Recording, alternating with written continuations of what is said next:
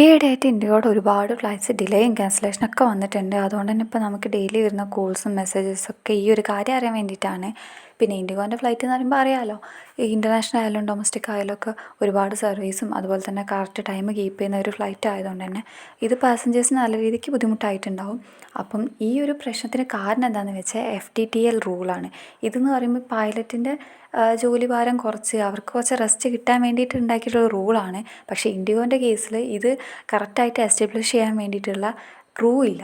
അതുകൊണ്ട് തന്നെയാണ് ഈ ഒരു ബുദ്ധിമുട്ട് ഇപ്പോൾ ഉള്ളത്.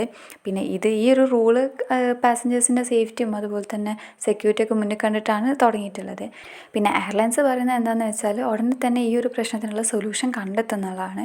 അപ്പം ഇപ്പോൾ പാസഞ്ചേഴ്സിൻ്റെ അടുത്ത് പറയാനുള്ള എന്താണെന്ന് വെച്ചാൽ, നിങ്ങൾ യാത്ര ചെയ്യുന്നതിന് മുമ്പായിട്ട് നിങ്ങൾ കൺഫേം ചെയ്യുക നിങ്ങളുടെ ഫ്ലൈറ്റ് ഡിലേ ആണോ അല്ലെങ്കിൽ ക്യാൻസൽഡ് ആണോ എന്നുള്ളത് കൺഫേം ചെയ്ത ശേഷം മാത്രമേ എയർപോർട്ടിൽ പോവുക. ഇനിയിപ്പോൾ നിങ്ങൾക്ക് അത് ചെക്ക് ചെയ്യണമെന്നുണ്ടെങ്കിൽ നിങ്ങൾക്ക് നമ്മളെ കോൺടാക്ട് ചെയ്യാം. നമ്മൾ അതിന് വേണ്ട സർവീസും കാര്യങ്ങളൊക്കെ നിങ്ങൾക്ക് ചെയ്തു തരും കേട്ടോ.